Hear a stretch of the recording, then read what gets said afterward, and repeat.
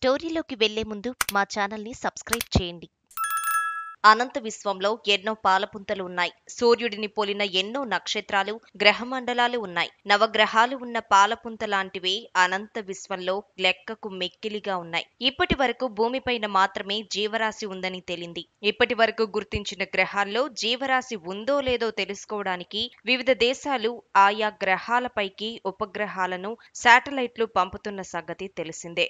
అలాగే ఈ అనంత విశ్వంలో ఎక్కడి నుంచైనా సంకేతాలు, సిగ్నల్స్ అందుతాయేమోనని ఒక ఫుట్బాల్ మైదానాన్ని మించిన స్థాయిలో అతిపెద్ద టెలిస్కోపులను కూడా ఆయా దేశాలు ఏర్పాటు చేసుకున్నాయి.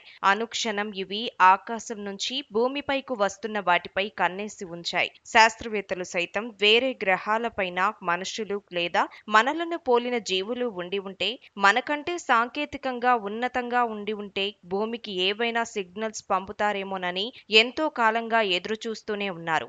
ఈ దిశగా భారీ ఎత్తున పరిశోధనలు చేస్తూనే ఉన్నారు. ఈ క్రమంలో అంతరిక్షం నుంచి తాజాగా వెలువడుతున్న వింత రేడియో సిగ్నల్స్ శాస్త్రవేత్తలను ఆశ్చర్యపరుస్తున్నాయి. ఈ మేరకు ఖగోళ శాస్త్రవేత్తలు తాజాగా ఆస్ట్రేలియాలోని 3 వేర్వేరు ప్రాంతాల గుండా ఒకే కక్షలో తిరుగుతూ ప్రతి గంటకు వస్తున్న రేడియో సిగ్నల్స్ ను గుర్తించారని చెబుతున్నారు. ఈ నేపథ్యంలో ఈ రేడియో సిగ్నల్స్ ఎక్కడి నుంచి వస్తున్నాయని దానిపై శాస్త్రవేత్తలు దృష్టి సారించారు. తాజాగా వెలువడిన రేడియో సిగ్నల్స్ ను Australian square kilometre array pathfinder radio telescope గుర్తించింది.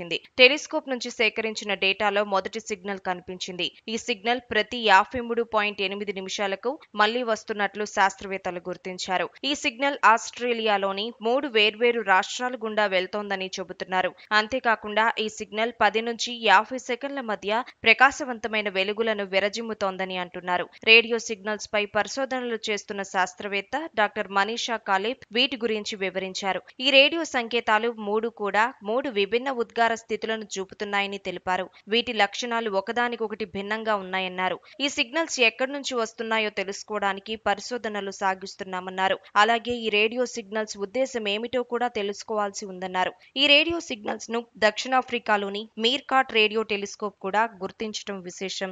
ఈ రేడియో సిగ్నల్స్ న్యూట్రాన్ నక్షత్రం లేదా వైట్ డ్వార్ఫ్ నుంచి వస్తున్నట్లు శాస్త్రవేత్తలు అభిప్రాయపడుతున్నారు. ఈ నేపథ్యంలో రేడియో సిగ్నల్స్ న్యూట్రాన్ నక్షత్రం నుంచి వచ్చినవా లేక అంతు చిక్కని వైట్ డ్వార్ఫ్ పల్సర్ నుంచి వచ్చినవా అనే దానిపై పరిశోధనలు సాగిస్తున్నారు.